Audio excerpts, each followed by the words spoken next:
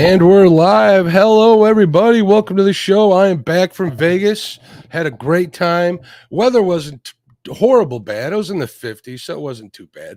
But let's get going here. I'm going to start shouting everybody out because I love all you out there in the chat box. What's up, Adventures with Robin C? How you doing, Robin? What's going on? Annette's catfishing. How you doing, Miss Annette? Big Wrench catfishing. What's going on, buddy? There's crew member Brian B catfishing. How you doing? Chucky's in the house. I see crew member Crappie Day Fish on. I see my good friend Creole Catfishing. What's up, Jeremy? How you doing? Congrats on the new puppy, bud. That thing's adorable. I'm a fan of those dachshunds. You guys are going to love them. David Smith's in the house. There's El Catfish Grande. There's my buddy Chad over at Fields to Water. What's going on, Chad? I think he's a crew member on his other blogging. Thank you for your support, bud. Fishing the Mid-South is in here. What's going on? Greenwell Fishing. How you doing, Mike? KY Redneck Outdoors in the house. Parker Pursuits. There's crew member LG Bass. What's up, Tom? I see QC Brian in the house. There's my buddy Troy, who always shares out the links. Thank you, Troy. I appreciate you very much. Uptown Chrissy Brown's another crew member. How you doing, Chrissy? Let's see if I missed anybody. I think we got everybody. Oh, Bobcat just came in. What's going on, Bob? How you doing? Chucky, David Smith in the house. What's up, David? And KY Redneck Outdoors. What's going on, guys? Thank you very much for watching. I appreciate you. What was I going to say? I'm back. Sorry for the hiatus last week. We had some problems with my puppy and stuff. I appreciate you guys being understanding, but it was a pretty dire situation. So if you want to know what happened, message me or read my Facebook post. So welcome to the Catfish and Crappie Podcast. My name is Mark. How you doing, everybody? What's going on? I'm excited about today's show. I need to make sure I thank the show sponsors, definitely the supporters of the show. I want to give a big shout out to Fish Brain. I need to give a shout out to Colton over at Multi-Bar. Those multi-bars are great rod holders. I love them. In my opinion, they're the best in the business. I want to thank Amped Outdoors. Without Amped Outdoors, my electronics would not be running cleanly and sharp image without any distortion. We'll talk about that in a minute too. Uncle Lou's Tackle and Port Barrington Marina. What's going on? JT, how you doing? Jimmy too. You guys are great. Your support means the world. I see Steve Ransom just came in here too. What's going on, Steve? Dan Thompson, crew member as well. How you doing? Dan, there's Cody from 3+1. Cody got a personal best this week, and congratulations, Cody. Also, Big Wrench Catfishing got a personal best this week. Thank you guys for sharing that with us. It's great to hear all of that happen. I got another announcement to make before we start the show. I want to apologize to my guests for making them wait. I was just informed this week that the Catfish and Crappie podcast is in the top 10% of all sports podcasts on Spotify in the world.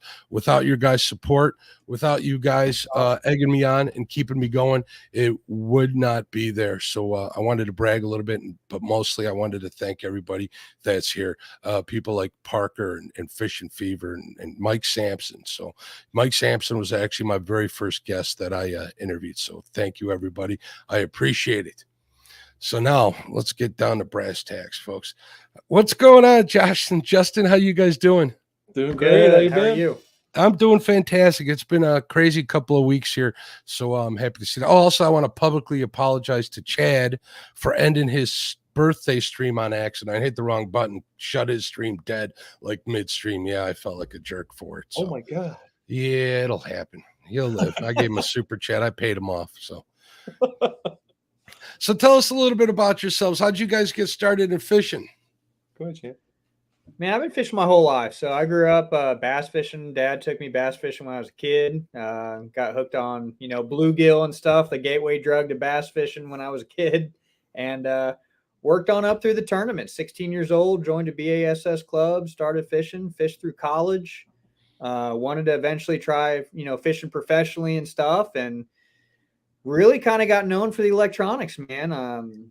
Everyone kind of knew me as a Lowrance kid, a Lowrance expert when I was in my late teens, early 20s, traveling the country, trying to make a living at this stuff. And finally, somewhere along the line, someone said, man, you're damn good at running these things. You ever think about selling them? And no, hell no. I just tinker with them and wanted to fish, and that's all I really wanted to do. And, man, fishing, traveling the country is a hell of a lot harder than a lot of people realize. And started a family and started trying to sell the stuff, and one thing led to another, and here we are, man. So sell electronics for bass fishing, crappie fishing, walleye, whatever you fish for. Hell, sometimes not even fishing. You'd be surprised what we sell electronics for, what people have used for boats and stuff like that. It's amazing. That's usually that's usually how life treats you, though, isn't that true? You find your path gets laid out in front of you, and you usually end up following it, and hopefully it's a successful one. I think where there's a lot of people, not just us here on screen, that have been blessed. How about you, Josh? Mostly fishing with my grandpa when I was a kid, hitting sand pits and small ponds, and eat a lot of catfish, eat a lot of crappie, and just grew up with the fryer, man. That was always in mind. So got into sporting goods, like, I don't know, 10, 15 years ago, and ended up hooking up with Justin and his wife Dee, and been working with RMP and learning bass fishing from him. The people get a little testy when those hit the fryer, so I learned not to do that so much. And I don't mind at all. Fry away, my friend. Fry away. And learning bass fishing and learning to enjoy that, but still spend more time now with my brother and do like catfish and things like that. So fun time. Very cool. Very cool. Yeah, I'm not too shy about frying fish. My grandfather was pretty much he was on not on welfare, but he was on disability, so he pretty much ate what he caught. He didn't catch enough to make a difference, but it helps. It also does. And plus, I mean, I don't know. I'm a firm believer that, God put fish on this planet to eat. You just got to be responsible and take care of it. So Right. I always push responsible harvest either way. And a smallmouth sandwich. You ever have smallmouth bass? That's pretty darn tasty. I ain't gonna lie. haven't. I've never had one. I've heard it's really good.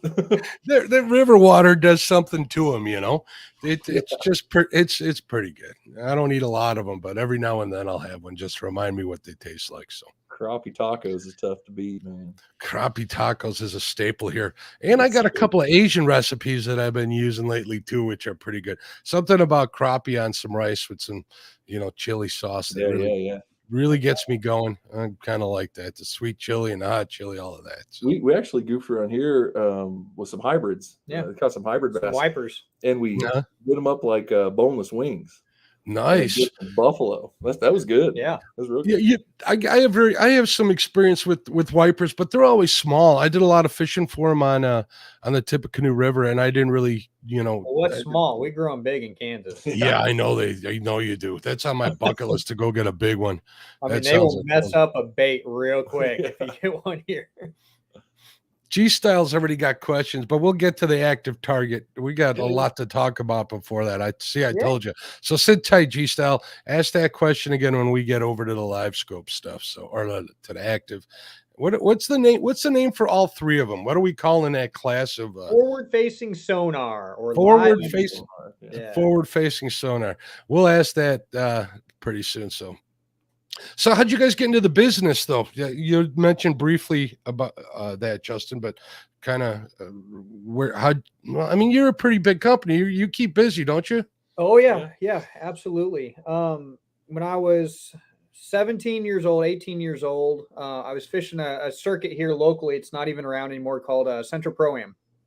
And the Ranger rep at that time was a gentleman by the name of Bob Parkey. Out of Missouri, and he was the Ranger sales rep for the time. And he wanted to know if I wanted to be a part of the Ranger team and, starting to get into that. I wouldn't say as far as career, but I was starting to fish a lot more regional type tournaments back then. And one of the kind of requirements was if you're going to run a Ranger boat, you need to be hooked up with a local dealership, have your boat sent to, help support with boat shows and stuff. And long story short, I signed up with Ranger and started fishing on their team, and had to have my local dealer, who was Shady Creek Sales out of El Dorado, actually be my home dealership to kind of run my new boats out of and help with boat shows. And one time the owner, Mike, approached me and said, "Hey, I know you're getting close to graduating college. What are you doing afterwards?" I said, "Well, I don't really know. I wanted to own my own business and just fish. Had no idea what I wanted to do. Wanted to kind of get into some fiberglass repair as well too. So I went down to the Ranger factory and worked in their service center for a month. They trained me up how to do fiberglass repair. I came back and started doing fiberglass repair out at Shady Creek through them, and would work for them when I was kind of in town, not out of town fishing. And the thought kind of crossed my mind about what a guy had sent on tour about, you ought to start selling this stuff because you're the best person I know with this stuff. And I would have these professional elite series anglers call me all the time, or before it was the elite series back then, it was just, the top 150 and stuff, the Bassmasters. And these guys would say, hey, I want you to set up my units, or I'm getting new units. Side imaging was literally new at that time. Nobody knew anything about it. Yeah. And so I approached the owner and said, hey, I want to sell some of this stuff. Would you be upset if I sold this, or would you want in? And he goes, I don't want in. I don't understand the internet sales thing and don't want to have a damn thing to do with it. So if you want to do that, have right at it. And years later, here we are. Was basically took kind of a side hustle thing and made it a legitimate business, and went full time. Added Josh here 4 years ago now. This week. Yeah, 4 years ago this week. Congratulations. So Yeah. yeah, and just kind of started working, started selling stuff out of our house, our garage. My wife would help me ship products out and stuff, and rented a little shop, started expanding, and bought the shop that we're in about 4 years ago, because we were remodeling this when you came here to interview, actually. He actually owes me bigger flowers, and our anniversary was 2 days ago, and he forgot. Dun, dun, and did a building expansion. We started it 2 years ago, finished it up about a month ago. So just been growing and kind of navigating the industry, been growing with the industry as the industry grows. We've had a hell of a lot of changes in the past, 4 or 5 years with new technology. Mm-hmm. And probably more importantly, not just new technology, but how it applies to fishing. Gosh, there's so many things we learn every year from people that are using the technology that we had no idea about. I mean, we've got guys now using ice fishing bundles to fish during the summertime off their boat docks. They don't own a fishing boat, don't care to own a fishing boat, but they use it off of piers and boat docks and stuff like that, So, yeah, Josh over at Pig Patrol is famous for doing that. Yeah, and it's just incredible what you can do with the stuff. It really, really is. Crazy. Makes it portable so anybody can use. I'm sorry? So crazy, in fact, on live sonar, as much as we can talk about it, we've worked with people in national defense with live sonar. So when you say the applications are endless and wild, they are endless and wild. I heard a rumor that the guy who used to set up the sonar on submarines is working for Humminbird now. Well, Daryl Lawrence, who started Lawrence, used to do a lot of DoD work and help develop sonars for submarines back in the 60s and 70s. So it's some pretty cool stuff. We'll get into that too. So yeah, I guess the point of the story is when opportunity knocks, you need to answer that door, right, Justin? Well, you just never know what it's going to be. I mean, look at all the people posting pictures of finding cars. I mean, they're solving so many unsolved mysteries from the 50s, 60s, and 70s by finding people who just, for whatever reason, drove off the road and unfortunately didn't make it. But at least some of their families are able to have closure from that. There's a lot of nonprofits that we've actually gone out and helped, try to locate missing vehicles and stuff like that, because again, the technology didn't exist to find it, Yeah, the image is pretty crazy. I found a boat trailer literally 300 yards from a boat ramp once. It's like, oh yeah, that doesn't belong down there. Right. So I told her, I don't know if they ever retrieved it or anything. I don't think they really care, but as long as it isn't a car and they got to check for bodies, they don't have to. Right. But it's amazing what you can see in the detail. And I noticed a lot with like my newest unit, there isn't much you need to do to get it tuned right, other than watch like one YouTube. And that's kind of the key to everything now. Lowrance kind of set out a couple years ago, and I don't want to get too much into this now because it kind of gets into like Garmin, Lowrance, Humminbird debate, but Lowrance forthcoming came out with us and said, hey, we no longer, within being the best, that's always the top priority. But the second thing that is equally important or more important is it needs to be the easiest fish locator to be able to operate. And we've seen that transition go that way. We literally saw Garmin pivot and go that way with the LVS 34 as well, too. There's not too much really of adjusting on the latest and greatest with what technology that's out there anymore. It's literally install, plug and play, and go catch fish. And if that means he's right, and it's the other side of that coin is on both of them. You can get more out of them, right? But when you plug and play them, they are fantastic. I mean, They work good. When I got my newest unit, I started there, and what a difference from my older unit, which was like 3 years old. Yeah. I'm running at 106 UHD, and the processing power is just there. Yeah. It's so much faster, so much clearer.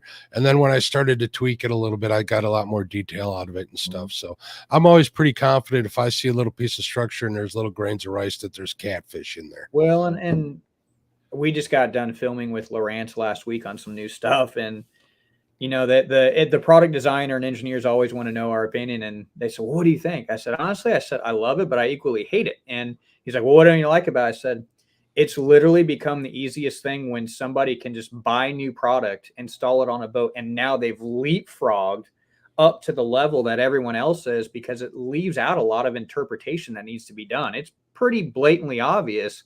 Yeah. There's structure and there's fish on that structure. There's not a lot of, time on the water that's been needed to learn what you're looking at, if you will. I mean, it really levels that playing field so much more, so much faster than what we had to do 3-4 years ago when LiveScope really came out. Yeah, I'm being, I'm an old timer, if you will. I'm an old timer, and all these young guys are catching up like nothing with this sonar and stuff. All this stuff I spent learning the hard way, they get to figure out right away.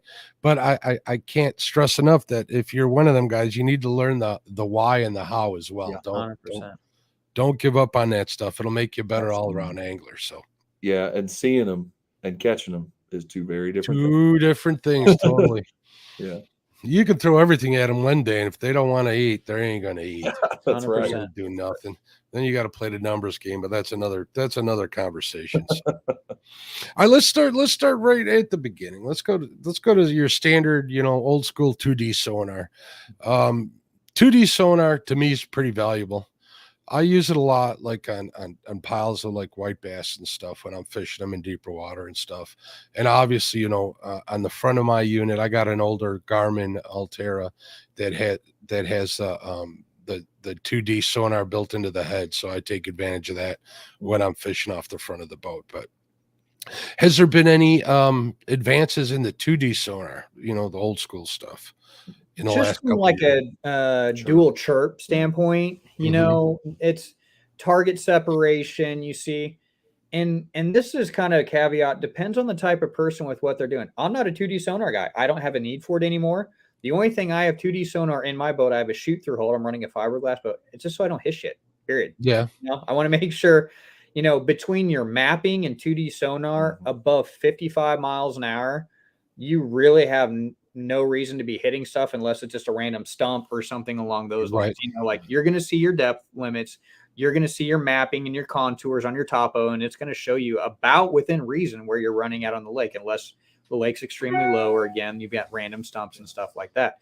We see deeper water guys like our Great Lakers, the Laker guys, some guys getting into some offshore stuff. 2D sonar is very, very important. Yep. It's the only thing that still has the range, right? I mean, you can get down there with side imaging to an extent. Same thing with down. But like what Justin was mentioning with the chirp earlier, you're firing multiple frequencies, so you're able to pick up a target separation at multiple depths simultaneously on one image, right? So that's not terribly new, but that is the big separator from like original 2D sonar. That's a single frequency. You're going to get what you're going to get no matter where it's positioned in the water column, to the new split chirp system, or firing at different frequencies to get you the best return. Yeah, I know some guys that are like Michigan fishermen. They fish for salmon a lot, and they're like, none of this other stuff matters to me. Just give me that old school. They want the 5200. They can see two baits while they're trolling. Absolutely. Yep. That's all they're worried about. Now the other one, there's each brand has a name for it. What is it? The not the 3D, but the name. The second, the one that's like 2D, but it's not. It's the down imaging. Down imaging. That's it. Oh, I can't believe I messed that up. I only podcast for a living. So you're all right. There's mega down imaging or mega plus down imaging from Humminbird. They just add words and symbols. Down imaging with Lowrance, and down view. Yeah, down view with Garmin. Lowrance is down scan. VU is down imaging. So, but yeah, all the same function. I fish in a very shallow water area. This river on average is 4 to 6 feet deep at its deepest. There's a couple holes other than that. So I use the down imaging and 2D sonar. I just compare the soft returns to the hard ones to see what I'm doing. So that's pretty much my extent in using both of those. So unless I'm on a couple of these reservoirs, and then I'll use them, for piles of crappie or piles of white bass, something like that. So, but they're pretty handy. I'm running them a lot. If I'm not looking for fish or scouting, I use them. And down imaging is really clear, and it just looks super rad. Like you said, down imaging looking to at a tree with structure on it. It's very cool. Down image to me just confirms what you think you're looking at, right? So like 2D sonar, you see a blob. 2D sonar, a lot of times here, like Table Rock Lake, it's 5 hours east of us. With 2D sonar, a lot of times the trees look like vertical fish arches. So you're like, is that a tree or is that a fish? Because it has arches that literally look like a group of fish stacked up. And then you see it on down image, you're like, yeah, that's a big tree. Yeah. So it kind of confirms with a little bit more precision what exactly you're looking at. Yeah, and definitely if there's fish on that tree, I've pulled up to a couple of brush piles and they're barren as the desert too. So, ones that I've been really productive for in the past. I mean, a lot of guys think that, whether it's live imaging or down imaging, whatever it is, that it's, quote unquote, cheating the system or whatever it is. But I'm only out there for so many hours. I can't waste my time. And I'm not doing it for tournament fishing. But the tournament people, they love that stuff. But even the guys that don't tournament fish love it. I mean, I tell everybody all the time, I did not grow up crappie fishing. I did not grow up catfishing. When we went fishing, it was bass fishing. Unless I was super young, then there was bluegill involved. But I tell people all the time, if you want to learn this technology, go out and go crappie fishing. They're easy to catch generally. You can definitely tell when there's a group of crappie in a tree, it's just lit up and everywhere. And it helps you learn the techniques and learn the sonar and learn what you're looking at. And it's, I'll be honest, like it's a blast to go crappie fishing. I've heard more grown men giggle like little schoolgirls catching crappie when you see a fish eat it on live imaging. It's cool. It really is. That video game fishing, I mean, ice fishing, you're standard with your flasher, and it's still video game fishing. And I ain't gonna lie, it's a thrill to see that fish come up off the bottom and hit that bait. That's always, I can't wait to do it on live scope. I've had a buddy in my boat with his ice unit, and we were messing around with his live scope for a while. And what I was amazed about was how the fish moved and how fast they were and how they moved different than I imagined them moving. How fast spin. How fast school and comes straight up vertical. And how fast schools of bait move away from you when you get near them. Regardless of the water temperature, how fast they move if they want to eat or get out of there. I didn't think walleye move that fast, or northern pike even. They're just taking off. They're cruising around. We couldn't keep that live scope on them. They were moving so fast. So a fun side effect of fishing with buddies on live scope, you can see who misses hook sets too. If they miss a fish anyways, we're going to tell them they missed a hook set anyway, so it don't matter. Or it was a rock. That's always the one that we were filming about this time last year, 2 years ago. 2 years ago, sorry. And we were in the middle of doing it. So we were all crammed. There was 4 of us crammed in this itty bitty ice shack on Lake of the Woods, right? So the cameraman is filming Justin at the time, doing a video on Lawrence. And I'm tucked in the corner, and this other fella's tucked back in the corner trying to stay out of the shot, but we're still fishing. So he's watching in the middle of doing. You can see them all out of my hole. You can see all the jigs going up and down, and then you see a fish rise. You're like, who's getting looked at here? Trying to figure it out. So I just completely whiff it bigger than shit in the middle of this video. And so in the middle of this technical video, it's like, oh, who just missed that? And I was like, that was me doing the walk of shame. We're getting a lot of questions here. All right, we're going to go over live scope real quick. Explain a little bit how that works to everybody, whether it's live scope or live target, whatever the other brands are. They all work the same. Very similar. Yeah, with the concept. And that's basically you're taking a raise of a transducer instead of being pointed straight down, or like with side imaging off to the sides. Let me go over here, off to the sides. They're in a range that goes forward and backwards. And depending on how the array is angled, you have varying degrees. Generally, you're coming in, You're going to look at 135 degrees from forward to back. Again, depends on how you have it mounted, whether that's live scope, active target. I think Mega Live's like 120. So within reason, it's the same degrees. And you can, of course, rotate your transducer downward and see massively down, or in the forward position where majority of the people operate out of, and it just pinging off sonar signals, brings it back in and processes it through a processor. Yeah, the difference between live sonar, number one is the stitching, right? So like he's saying, those array of transducers. You think of a transducer as like a single set of crystals. With live imaging, it's multiple crystal sets covering different pieces of water, different sections of the water. And then the processor, number one, does the stitching. So even Mega Live that doesn't have a box has an internal processor that is stitching multiple images together to provide one fairly seamless image. The other difference is the processing speed. So with side imaging, you're getting a crazy return, good clarity, for example, right? But you're always seeing in the past. That's always something. It's a picture. It's a snapshot of something that's already happened. With live, it's processing at a ridiculous rate. So it's still a sonar return. So sound wave traveling through the water, hitting a target and coming back. But it's processing so fast, it shows you that image, that noise in real time. So it's truly amazing. I mean, it really is when you think about it, what it's having to do in the amount of time. The calculation's got to be ridiculous in that. It's got to be crazy. And then they're doing it, what, up to 4 to 6 times, you were saying, right? Six separate transducers. 6 transducers. Okay. Yeah. That's crazy. Yep. That's good. I was told of a number this weekend that was, I want to get this right, so let me think about a second. I believe what is considered live, like live TV and live imaging, is like 0.2 of a second. Yeah. And 0.3 of a second is you can process a 96-mile-an-hour fastball and make a split decision if you're going to swing or not.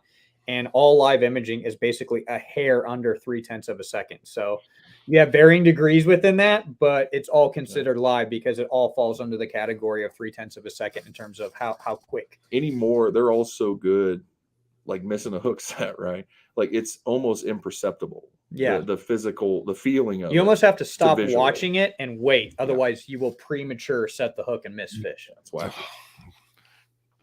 That's crazy. It is. That's like, can you imagine once they get that processing power even faster and they start using things like AI to animate all that stitching and stuff? I see that's where this is what the Navy's doing, right? Yeah, it's gonna be insane. It's gonna be crazy. But don't wait, folks. Go out and buy your stuff now. So it's a take your words. It's always a game changer. Yeah. And we're starting to see in the tournament circuits now. I mean, you're either going to adopt it or going to hate it. You either learn how to use it or you don't. And in tournaments, a lot of cases, you're going to adopt or you're going to lose.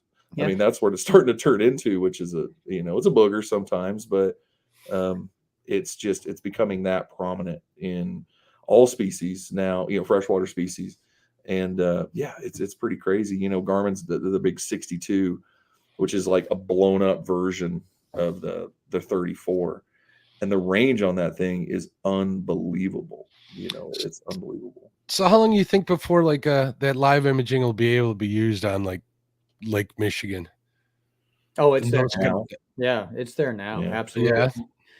We've even turned our 34 out 130, 140, 150 feet. Now, you lose image quality when you do that for sure. Right. But you have an idea you're looking at something. Like there's still some common sense that still has to be put in to have an understanding of what you're looking at, But absolutely, it can be utilized now for sure, especially if you're trolling, like the 62 with trolling and stuff like that, looking for Lakers, man. 62 is, touted at 300 feet.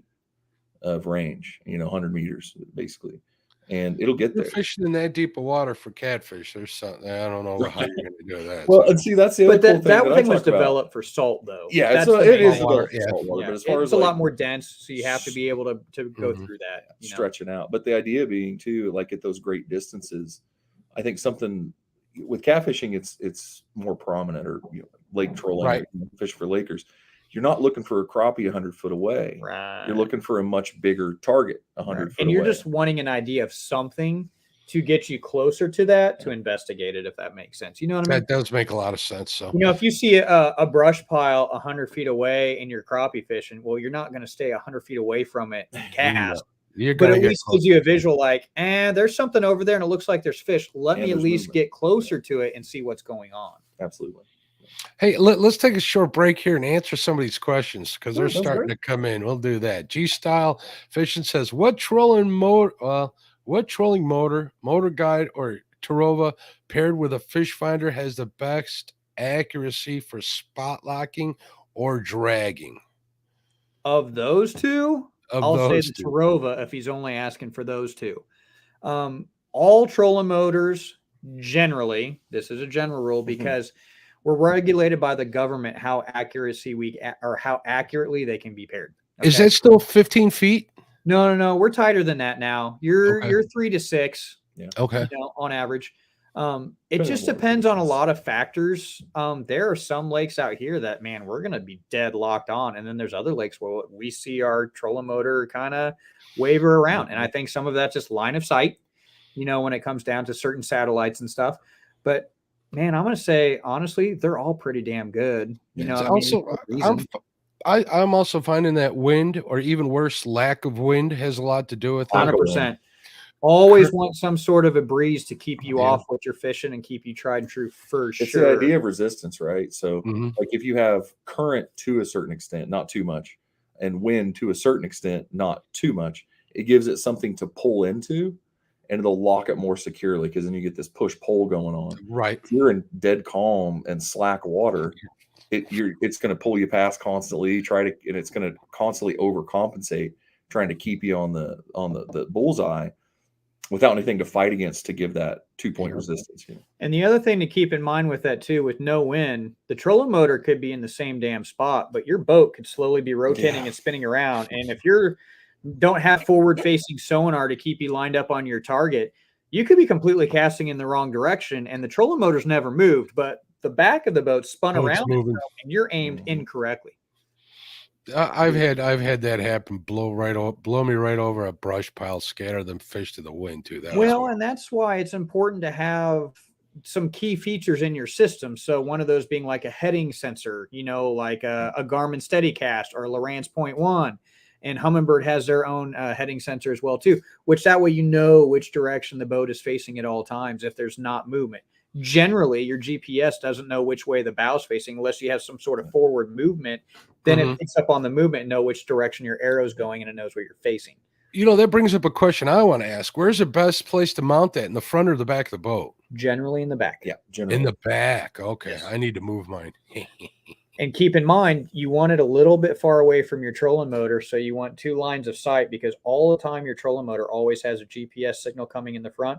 So if you've got your heading indicator moved in the front, the bow could still move around a little bit, but you're not going to get enough degrees of rotation to notice. That back end of the boat moves a little bit. You're going to have more degrees of rotation away from your GPS and your trolling motor. So if you mount it, so is the trolling motor GPS that's built in running at the same time the puck is? Yes. And it does Completely separate system. Oh, that's cool. I didn't know that. There's some tricks to that too. If you're setting up your own stuff, go to the store and get a magnetic compass. And that's a big deal. You don't want to mess with interference. And wherever you think you want to set it, what feels like a good spot, usually rear deck, something close. And again, for a completely different reason, close to your transom out of transducer. That way your waypoints are as accurate as possible when you're setting those.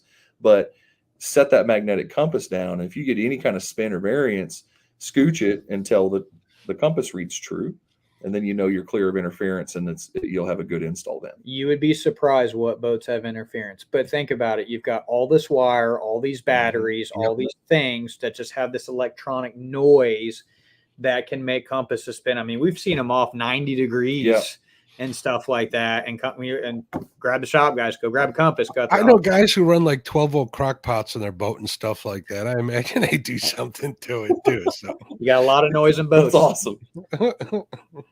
Good stuff. Let's see what David Smith has to say. See, I learned something new today. Okay. David Smith says, I have a Lowrance Hook 5 with down and side. I have moved the transducer up, down, left, and right. Make sure it's level when I'm playing.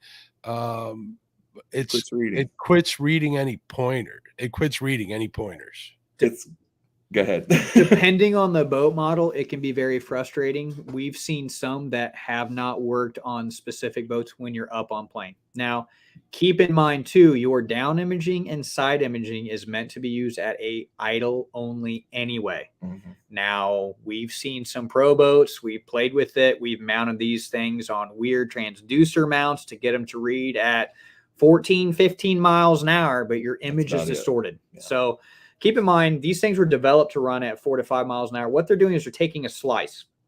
So when they go out on side imaging and ping out to the left and to the right and down, you're taking a slice. So the faster you go, the farther between those slices you have, your image will be distorted.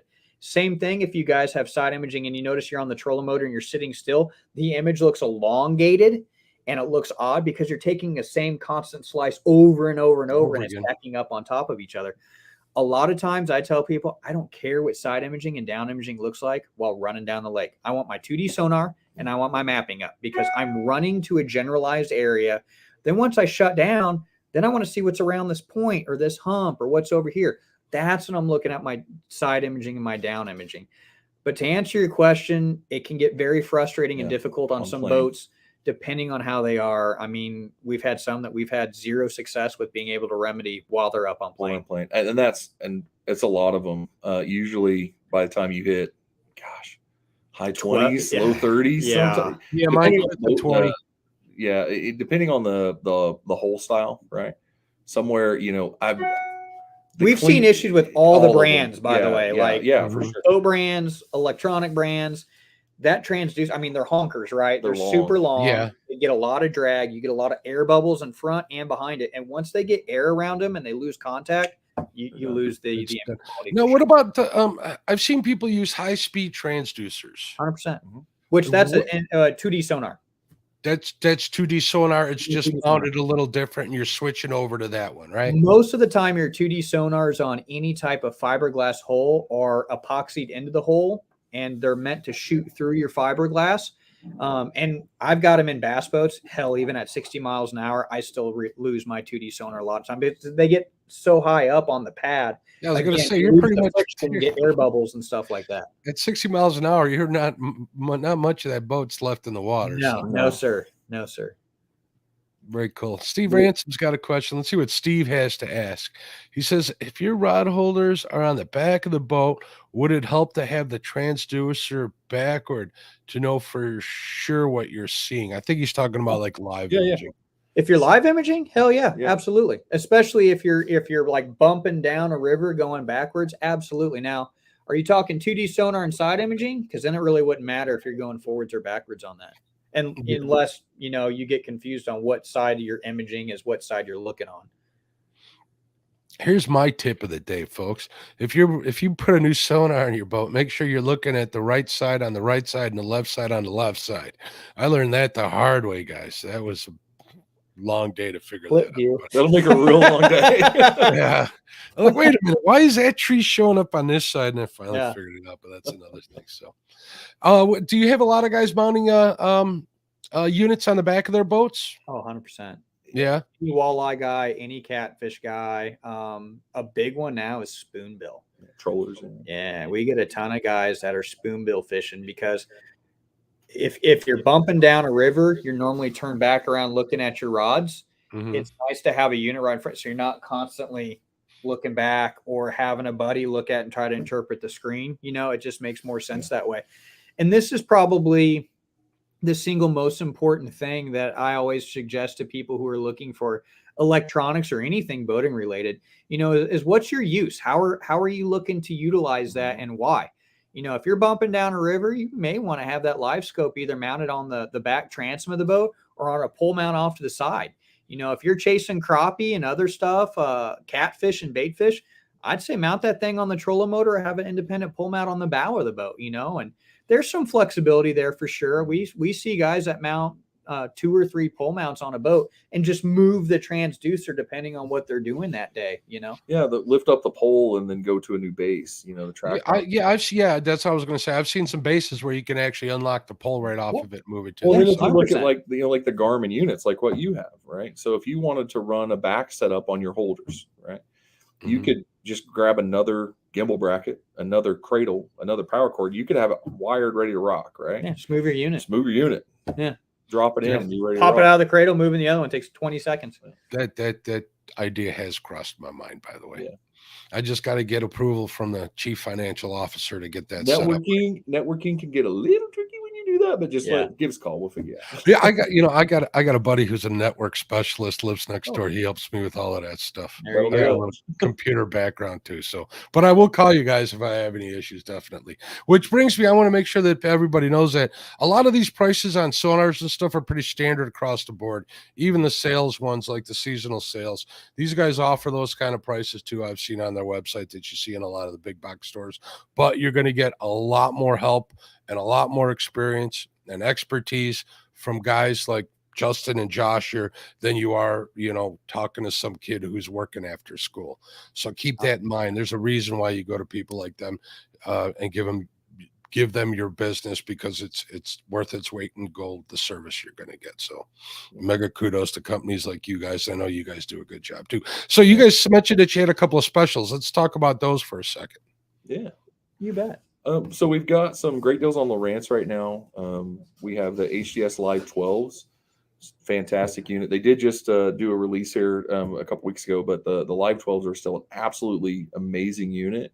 And we've got them on sale for $18.99. So for a top of the line 12-inch graph, it's a smoking buy. Under $2,000 for 12-inch units, hard to beat right now. Smoking buy. And then we've got some of the 9 lives. So the 9-inch ones, they're running right at 1,100 without a transducer, or 1,200 with, and that's $1,000 off. That's, it's almost half price. So yeah, just some really smoking deals here for the holidays. We started around Black Friday.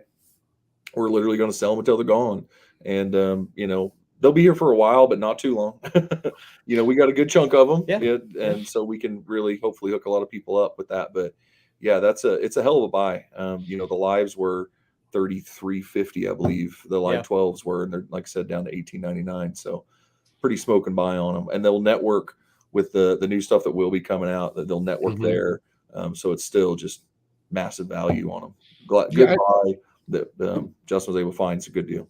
I know a couple of people that run those. I know somebody who's sponsored by them, and they love the stuff as well. So some close people, so they're pretty happy with that, especially like the Bluetooth connectivity, which they keep 100%. Rubbing in my face. Garmin, you hear that, Garmin? If you're listening, I want to watch on my iPad. Darn it! There you go.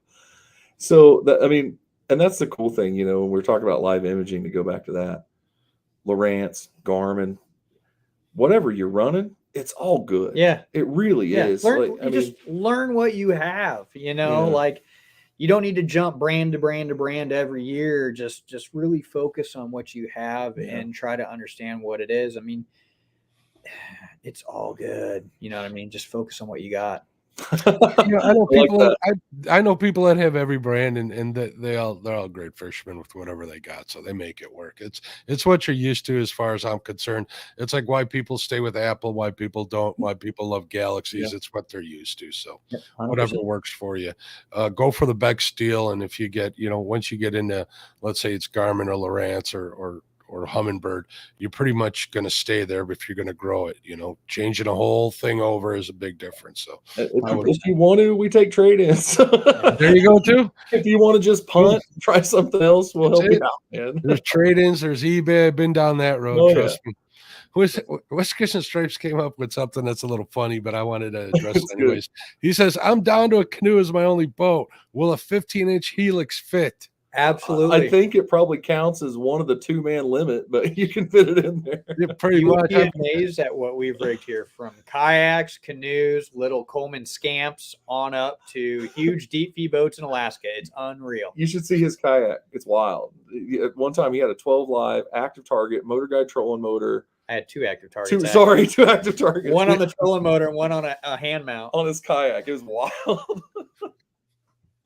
I've seen people that got setups like that too. If you can power them and you can keep them, you can find ways to mount them and get those. All you got to worry about is power. That's all you need. 12-volt power. You called them out earlier. Amped Outdoors, man. We use them too. Amped Outdoors, man. I love them batteries. They cleared it. We'll talk about that after we get somebody's questions, and we'll talk about installations, and then we'll get a little bit onto some of the other. I got to answer your question here from Steve Ransom though. Live He or says, 360? Which one? Always which live. one for catfishing? This one. Steve Ransom wants to know, for catfishing, would you recommend live or 360? Always live. There's so much you can do with live that 360 100% lacks. One thing I'll say, I like 360. I understand the use of 360. 360 for me is more structure based, right? Like log jams. I don't care for 360 for fish. I just don't. Okay. Live imaging, I can do literally almost what 360 will. It's just not as automatic. And what I mean by that is you can turn your Garmin calls it perspective mode, Humminbird calls it landscape mode, Lowrance calls it scout mode, but you're basically taking your forward facing sonar and you're flipping that thing horizontal. And I've got live imaging, brother. So I'm looking around actively. Where are the shad and where are the fish? By the time I'm waiting for that 360 to sweep around, we were just talking earlier how fast fish can move. Yep. I've missed it. I missed that opportunity. I've missed that fish. And you never know what spooks a fish and makes it turn around. You can have an idea of where it's going. But for catfishing, I have so many guys. We got Milford Lake. It's an hour and a half north of here. Mhm. I have this guy, awesome guy. And he loves it for nothing more than finding bait.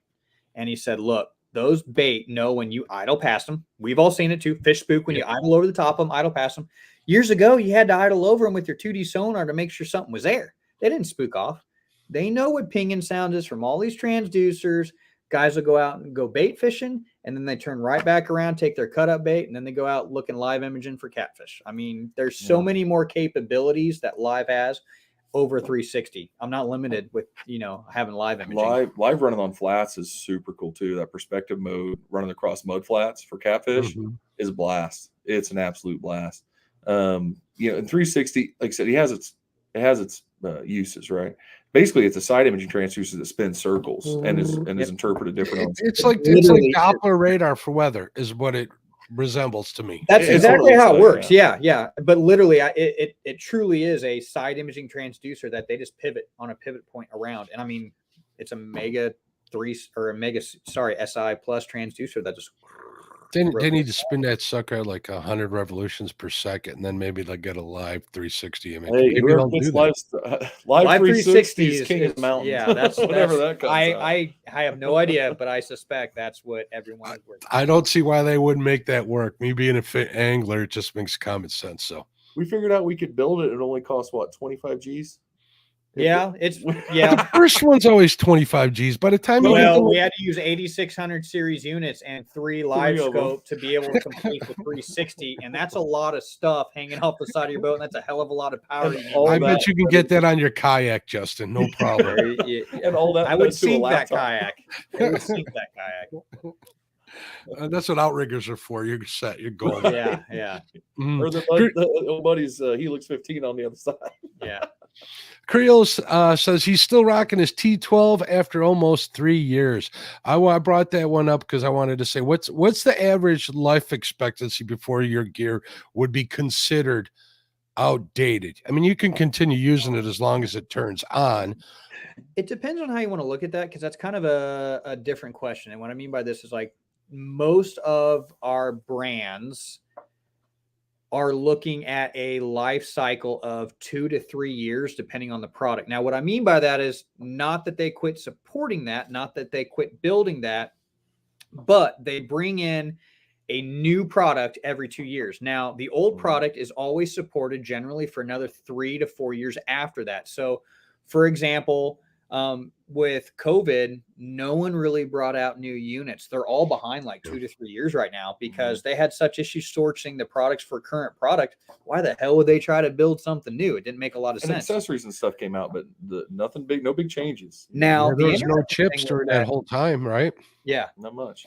And the great thing is all of them have this figured out, that just because they bring out new product, you better support the old product with the same accessories. So, for example, it's been leaked and it's public information now. Lowrance has Active Target 2 that's supposed to release the end of January. It will work with live units. It will work with carbon units, which are no longer being produced and no longer being supported with new updates. But then magically they got a new update coming that'll work with Active Target 2 and Elite FS units too. So Lowrance has done an amazing job at not alienating the customers that purchased live units new 2 months ago, last week, yesterday. So that's a great thing. Well, Same thing with Garmin and same thing with Humminbird. They all support a generation before it for an extended period of time. they got to figure that out, because holding on to clients for the lifetime of that client is an important thing. You leave them out in the dust, like some people, they claim that it's what planned obsolescence is a bad thing, and people are starting to recognize that. So kudos to the companies that are 100%. keeping those products alive for as long as they can. 100%. And that's why we looked at years ago when we started taking trade-ins of electronics and selling new, or trade-ins towards new used units for a lot of people upgrading sizes. They are so much better quality now than what they used to be. Yeah. Like, we have full faith in them. We very, very rarely have a used unit fail on us where it's a warranty issue where we have to take care of it for the customer. I mean, hell, we got guys running stuff from 10, 12 years ago that it just doesn't break. I'm really amazed. And all sorts of weather, in rain, in water, freezing, not freezing, bouncing, getting jarred down the lake. It holds up really, really They're well. tough. Yeah, I got that 72 SV from Garmin for 5 years now, and that thing still goes strong. Yeah. No The problem. TI2, he had a great unit. Yeah, man. awesome unit, awesome capabilities. But there's always the new stuff, Jeremy. Always You want is. it. It's always You better, want it. right? Somebody's always got a better mousetrap. Yep. And for those of you that are interested in some of the stuff that Russell Marine has to offer, I do have their links in the description of both their website and their Facebook page. So make sure you check them out and you won't be disappointed. Justin's Fishing Fetish, my buddy Justin, is asking, is that $18.99 with or without the transducer? Without. Without. Now, if you hurry, we have like 2 left or 3 left. I don't know. We have some 12 lives with the 3-in-1 side imaging, down imaging, 2D sonar transducer, and they're $2,099, so $200 more.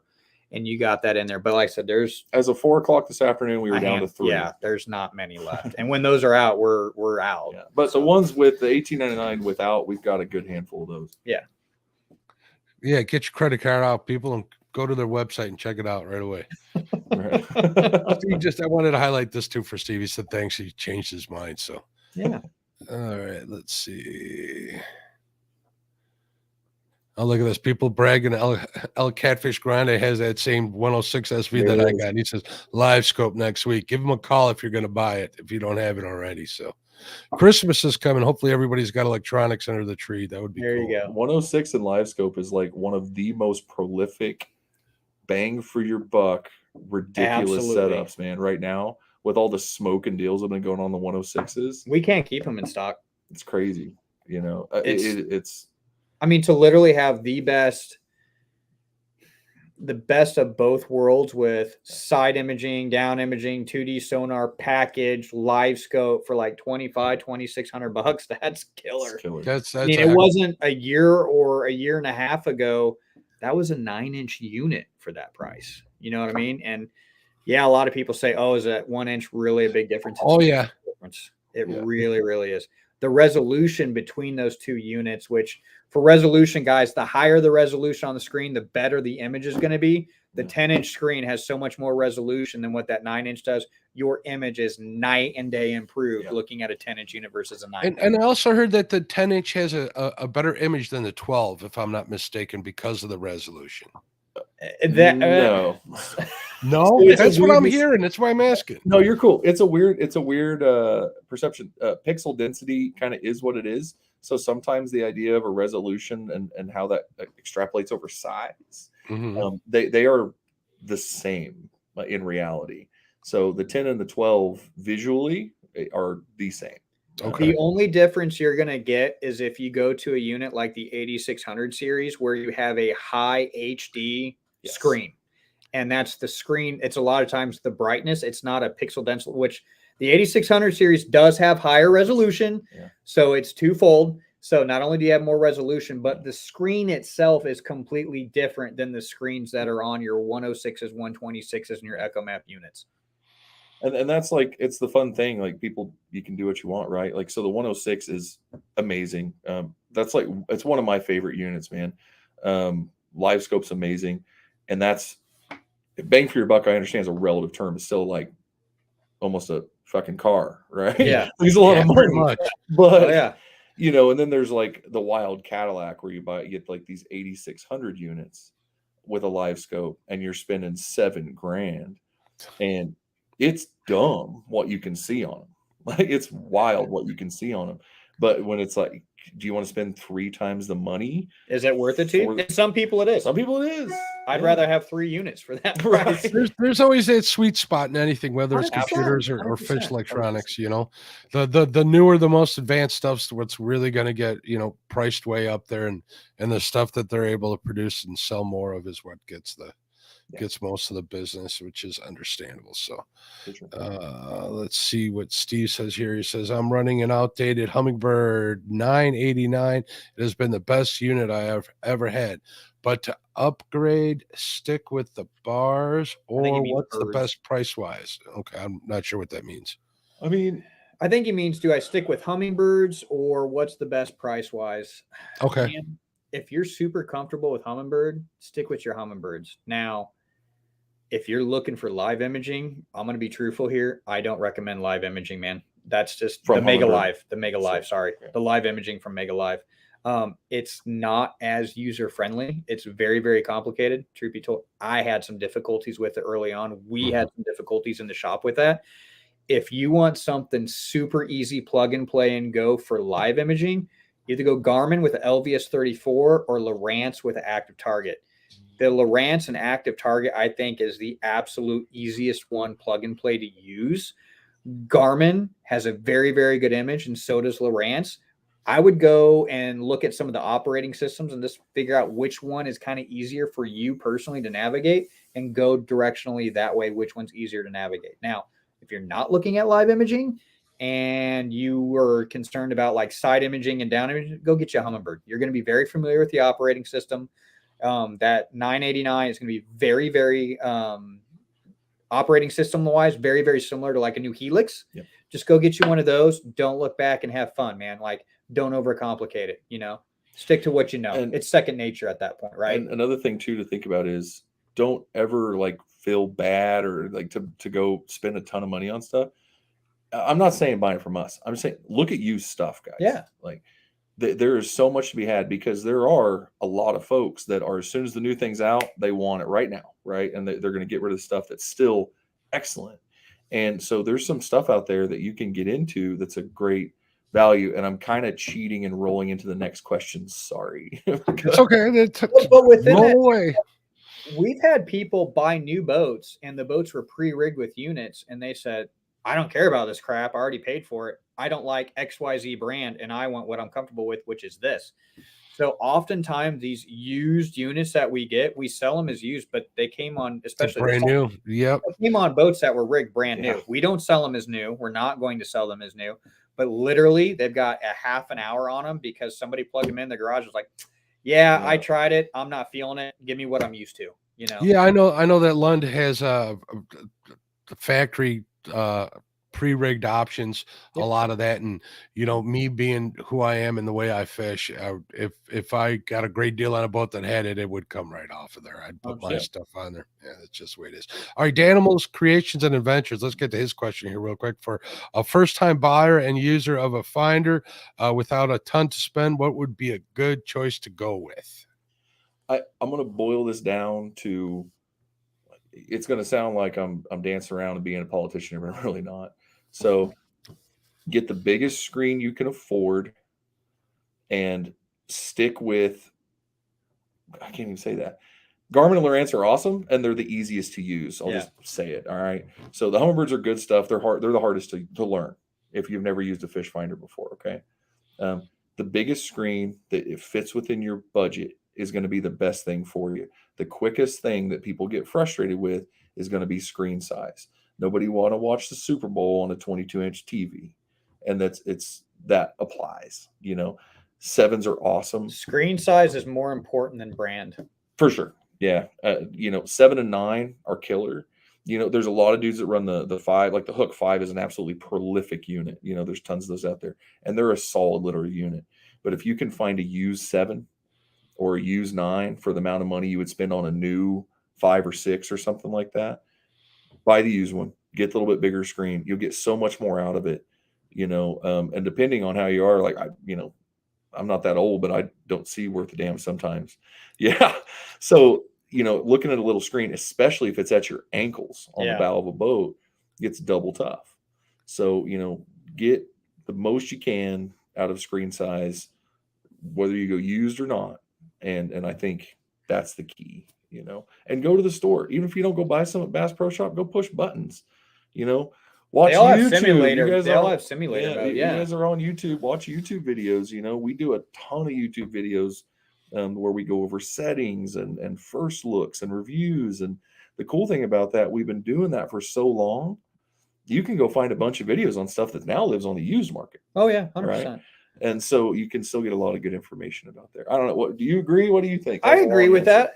All three, I'll give the more politician answer. All three make really good, affordable units in the 5 and 7 and 9 size range. If you don't care about networking, live imaging, you just want your first sonar unit that does side imaging, down imaging, 2D sonar. You can spend $599 and get you anywhere from a 5 to 9 inch screen, depending on what options come with it. Okay.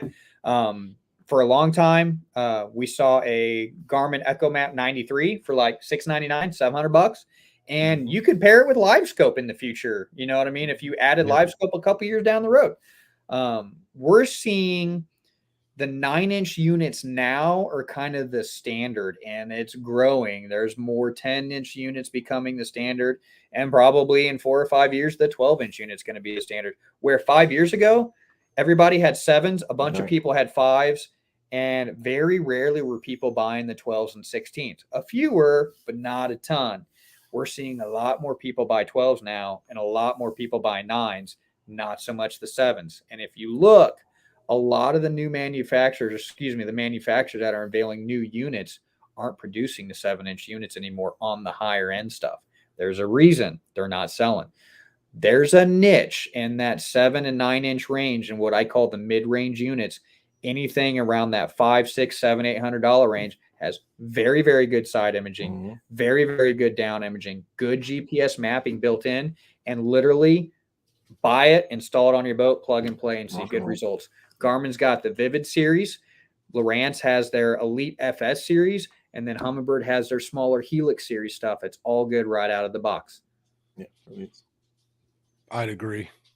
That's exactly the thing that I did when I bought my first sonar, was buy the biggest screen I could afford. So it sounds wacky, but I mean, it really does work out.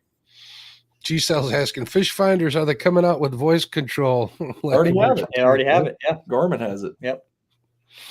Garmin GPS Map series has voice control. You can do it through your damn watch. Yeah, you'll see some stuff on offshore coming down the line here. There's a lot more capability. I mean, they're computers, right? For Christ's sake. So let's just, there's a lot of stuff that's coming down very, very soon. So Creole Catfishing is asking, do the Lowrance units have a base GPS elevation mask setting built in, or are all satellite signals recognized? Good question. No idea. Yeah, I don't know. That's a new one on me. I'm going to screenshot that or write that one down because I can ask the engineers that, actually. Good question. There you go, Creole. Can you email it to me? And with this, with Creole's information, we'll email them back. Sure. We could send that. Creole, send me that message in Facebook, and I'll get that over to. We'll find out. Yeah. We don't get stumped too often. Yeah, that's a good one. No, let me pose this. Why do you want to know? There you go. Yeah, include why you want to know.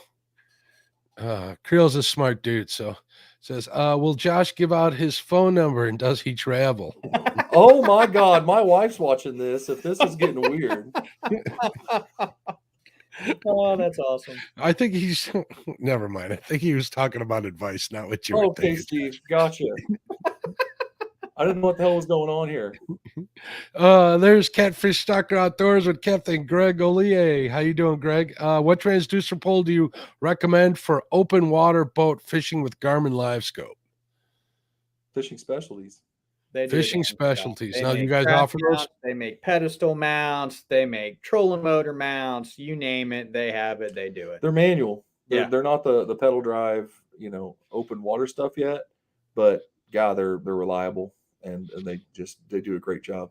I don't know how many hundreds of those things we've installed. I'm serious. And they make you call them up with what boat you have and what you're looking to do, and they know how the hell to make it and all that stuff. Yeah, They're the awesome. owner's wild, man. You call in there, you don't give him measurements. You tell him what boat you have. He gives you the measurements. Yeah. Really? Oh yeah. He knows.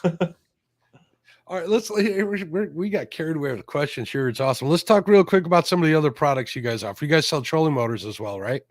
Anything electronic based associated with catfish, walleye, multi-species, bay boat, saltwater boat, we carry it absolutely from bow to stern, trolling motor to transducer.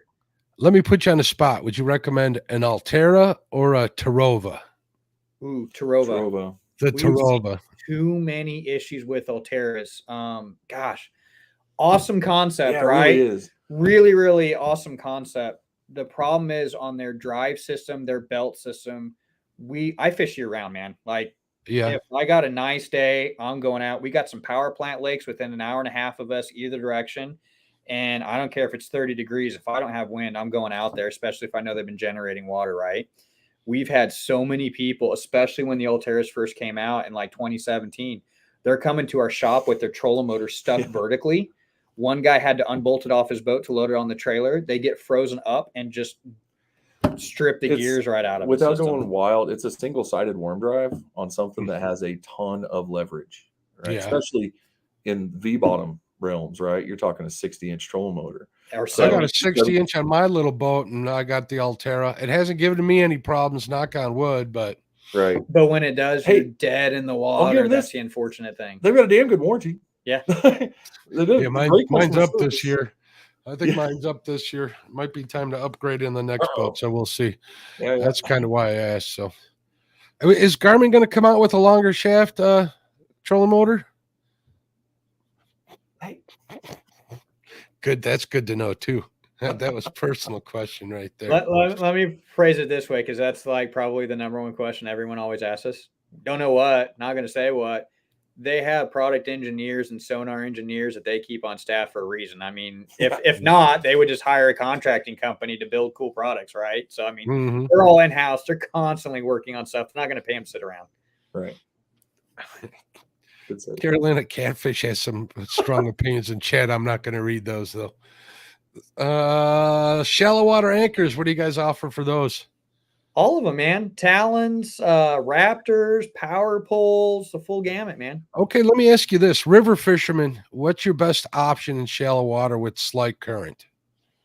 Talons or Raptors or power poles. Raptors or power poles. I lean towards power poles just because you have the drift paddle option. You'd be amazed at what lowering those things down in the water, how much more they slow your ass Slow down. you They down, really do. Just from a boat control standpoint, holy cow, really make a difference. What about keeping? Well, let's say you put a pair of those on the back of a boat. What about keeping the boat straight? That does pose a challenge for sure. Absolutely. Especially if you're bumping down river. Now, if you're going with the current and you drop them down, they're going to hold you straight every single time. Okay. But they hold you how the current is. So if you get a current coming off an eddy, it does a little backwash. Your boat is going to spin as well. So keep that in mind.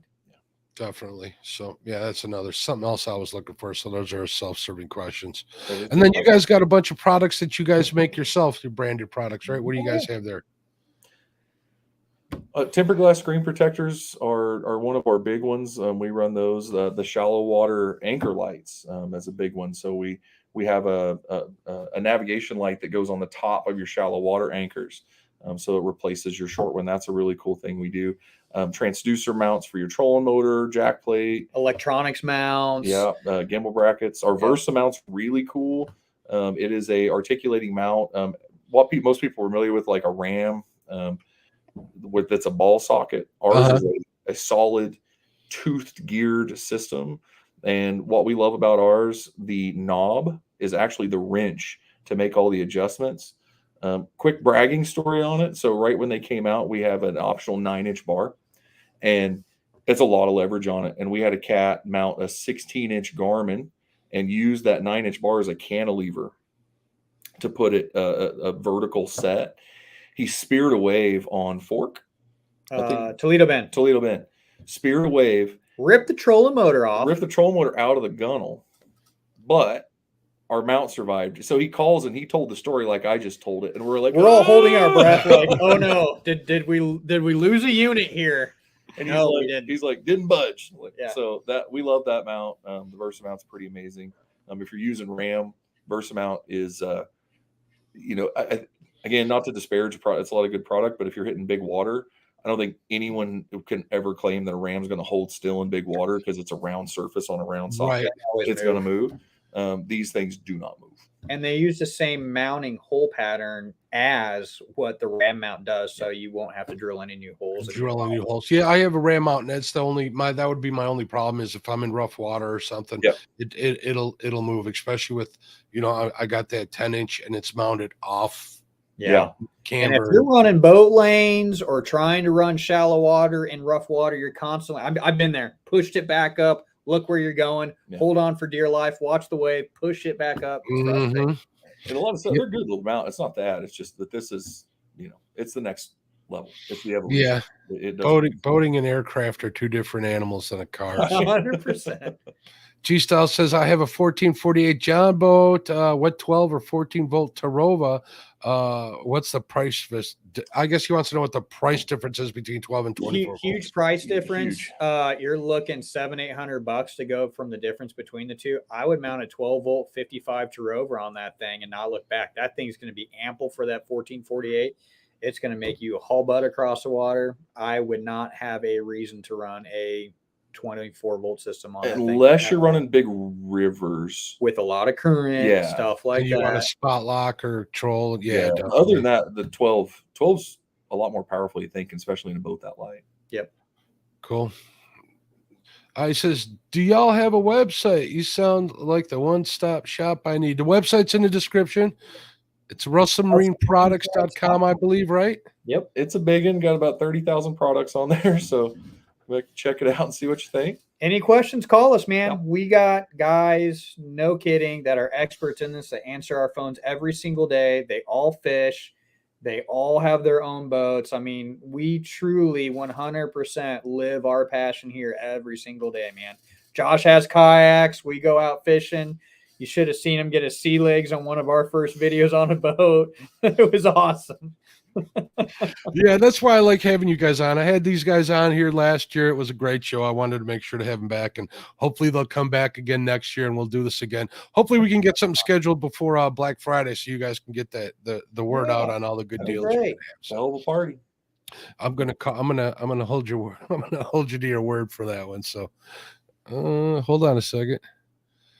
We got one more question. My buddy Fishing Freedom, I got to make sure I get this one in for him. He says, just got a Tarova 112 yesterday. It didn't come with a heading sensor. Is it necessary? Yes and no, depending on how you fish. So the heading sensor itself, which he's a Mississippi guy. He fishes the big Mississippi. the main thing about the heading sensor is the jog feature, okay? Which a jog feature is if you're spot locked, if you have the remote in your hand and you hit the arrow button up, it moves you forward 5 feet, backwards 5 feet, to the right or the left 5 feet, okay? Depending on which arrow on your remote that you hit. I would say yes, it is an important feature to have. I've found that if I'm away from structure a little bit, I can hit that up a couple times and let the trolling motor bump me up to get me in closer to casting distance or making sure your drift's adjusted correctly. There should have been, not always, but Minn Kota had some supply chain issues with some Tarovas, some Ultrexes that we found out too in the shipping process. So what they did is they put a little placard in there for you to fill out, mail that in. When the heading sensors come in, they will send you that free because you are owed that. Okay. Mhm. So fill that out, send that card in. They'll send you a hat. They'll send you that as well too. So make sure you get that for sure. I know you're getting hat. See, there you go, Richard. I saved you some money, bud. Like, sorry, we didn't complete your order. Here's a hat. Speaking of hats, not only do they know what they want, I saw in one of my videos one of your videos where Josh was wearing my hat. I was real happy to see that. You want to hear a wild story about your hat? I loved your hat. I wore it all the time. I got a whole batch of people. Email me, Mark at Catfish and Crappie, if you want one. I'll set you up. But go ahead. I got in a car wreck. I'm not. This is no joke. Serious, yeah, this is a legitimate I thing. hit a concrete median on the highway doing 85 miles an hour, and that son of a bitch launched off my head and into oncoming traffic. Never saw it again. Oh no, I'm sorry to hear that. But I didn't die. So You the hat didn't was die. fine. I don't know if the hat's responsible for you not dying. I'm glad you didn't die. Me too. Man. Yeah.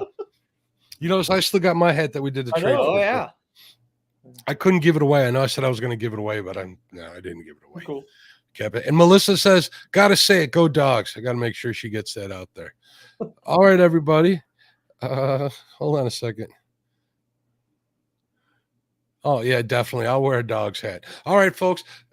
Josh and Justin, thank you very much for being on the show. I'm sure we could have talked for hours and hours and hours. I'm Guarantee sure a lot of this is the tip of the iceberg, guys. I'd Yeah. recommend let's do the show a couple times a year. There's always new stuff coming and always better ways to explain stuff. We learn stuff every single day, just like you guys. Absolutely. This is real good. I'm going to make sure. I'm going to try. I'll do it. You know what? I'm going to get this out on audio. I'm going to try and get it out like Wednesday evening.